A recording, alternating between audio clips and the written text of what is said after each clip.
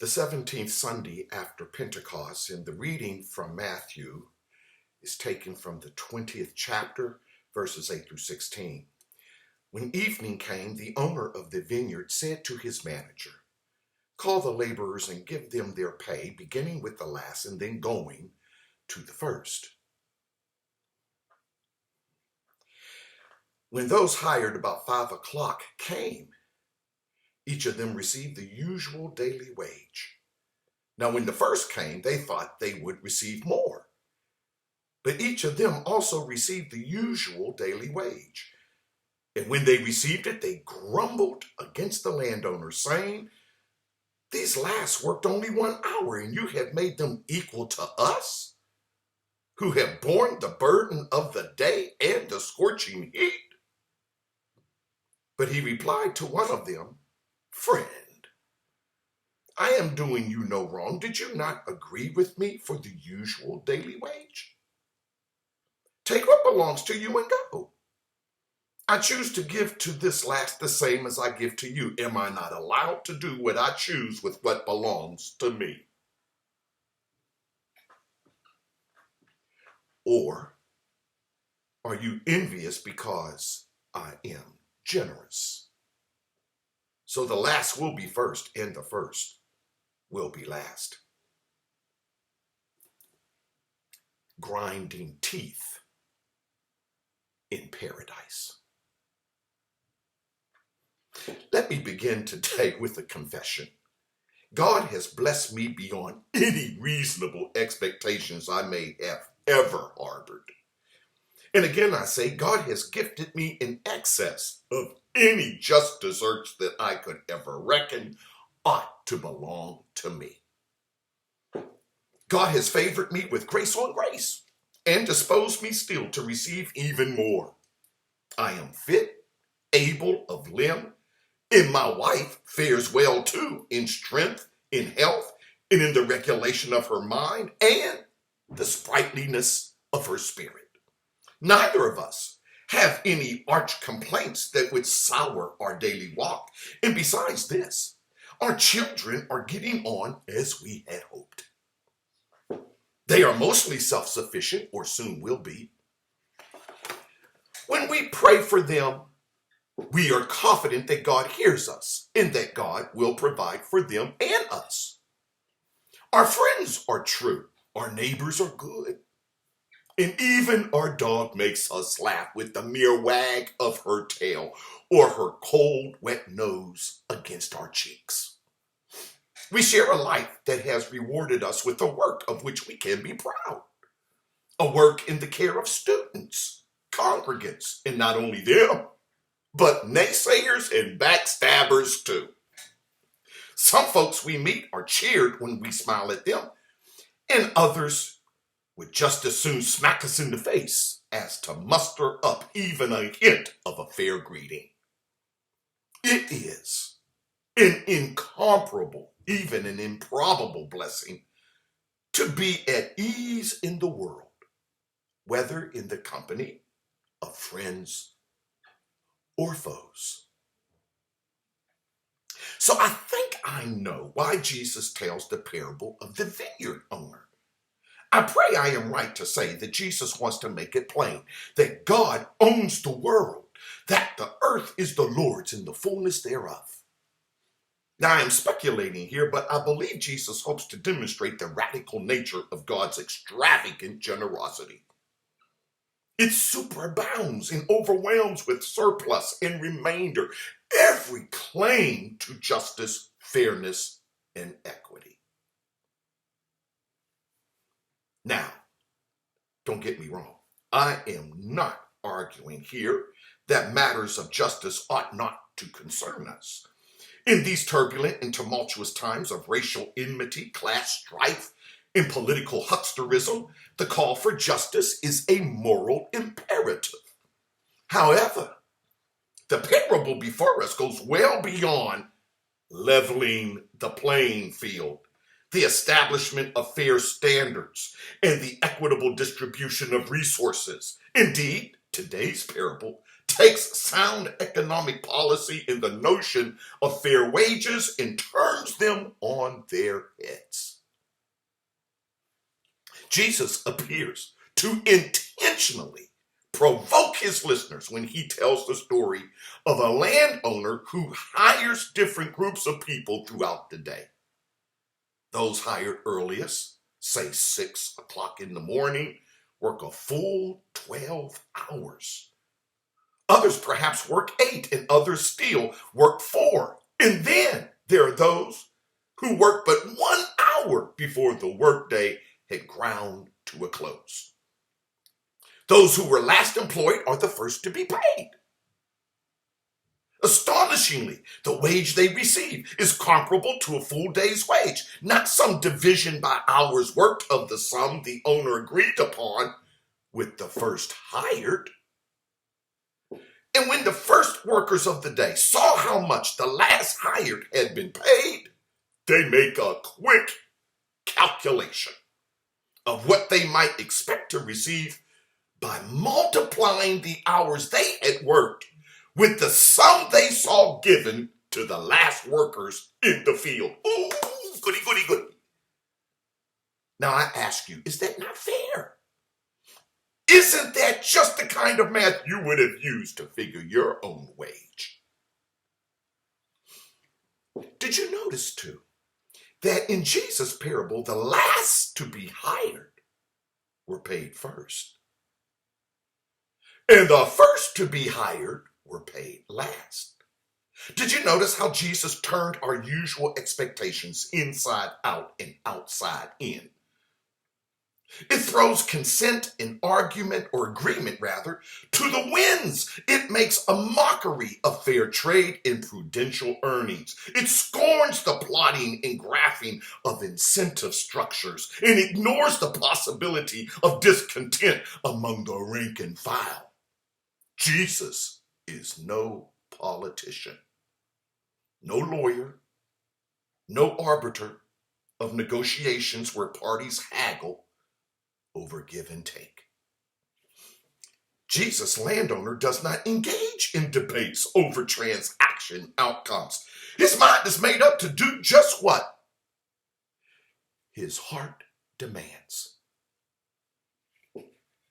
He does not care one whit how it might appear, and cares even less that those hired first are paid last. Moreover, it does not mollify Jesus' listeners that the first hired have not been paid less than what they had agreed to work for.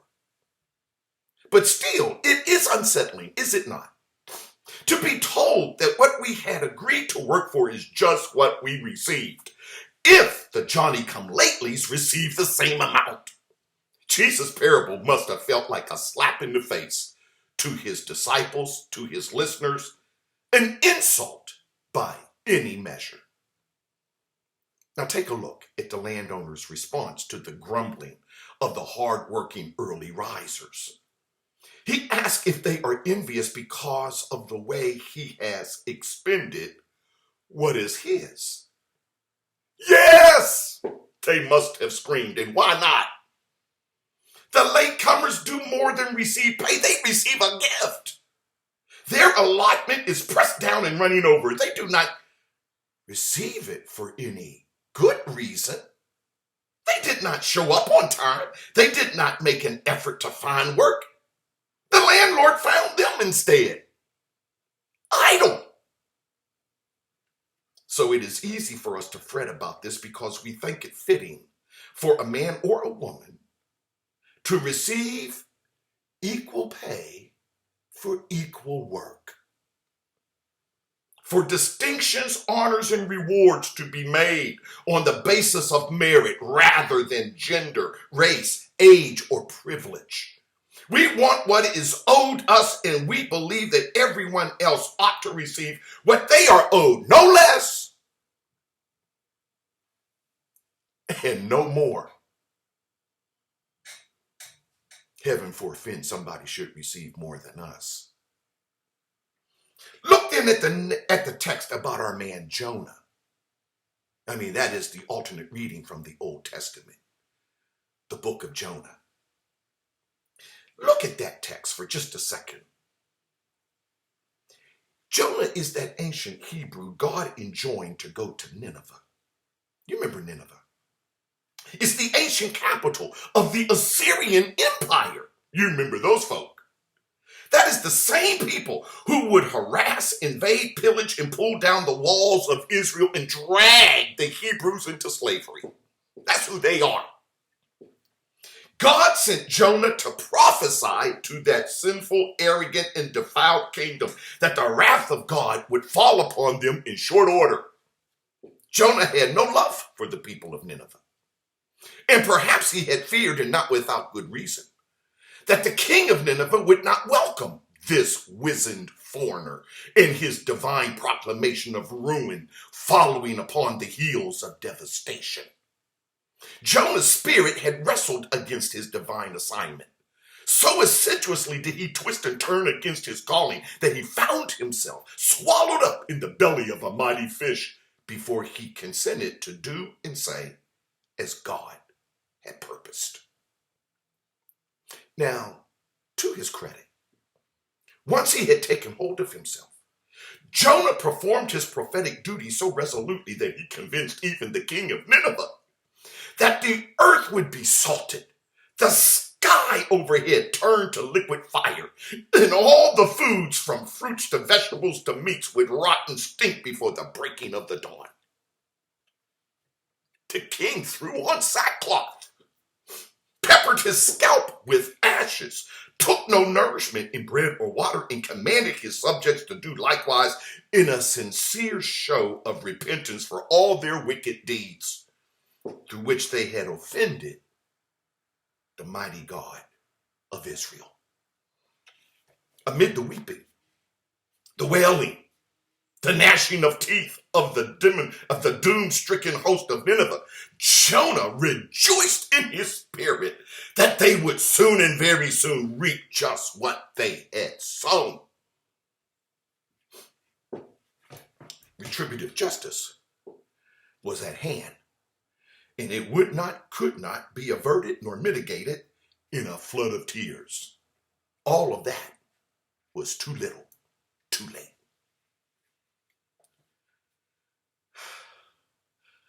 I, too, want the guilty locked up. Don't deny it. So do you. I want to see insurrectionists and fascistic demagogues clad in orange and lamenting the day they decided to unleash the savages on the Capitol with their spit and urine. I pray to see the white supremacists in ankle irons, their faces blackened with soot and ash.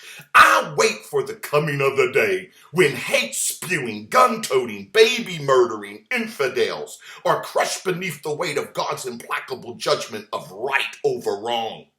I yearn for the winding up of the final days when the righteous are called to their just reward, but the wicked are damned to hell.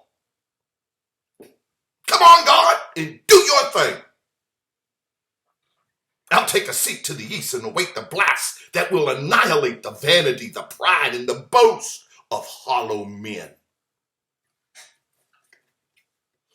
The anger of Jonah is palpable.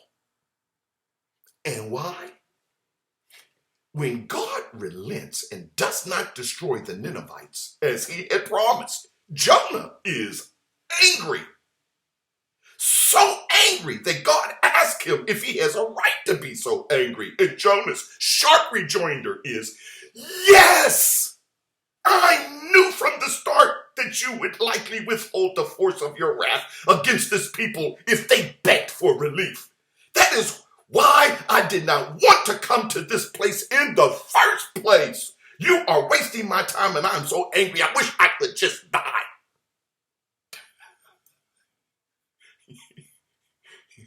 Jonah threw a tantrum. But how soon has Jonah forgotten that he had been swallowed up in the belly of the whale? As that great beast plunged to the floor of the sea, Jonah knew he would never see the light of day again. But it was in the moment of his great calamity that Jonah found his poet's voice to sing his prayer of confession and faith. From the chambered entrails of that epic fish, and with seaweed wrapped round his head, Jonah cried out to God in his distress. From deep in the realm of the dead, I called for help.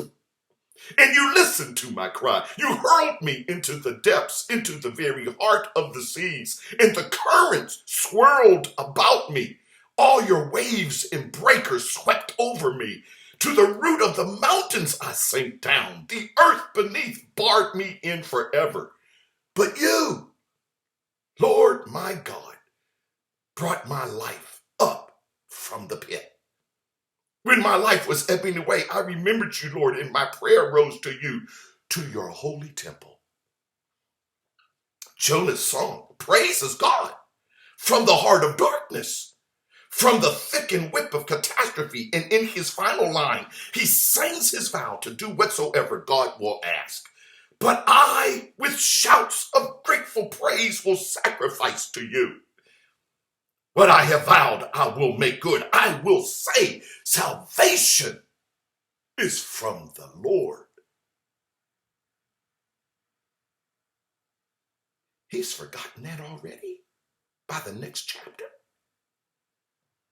Had the Lord remembered Jonah's impotence, his disobedience, God might have left Jonah to be a deep water dish for a deep water beast.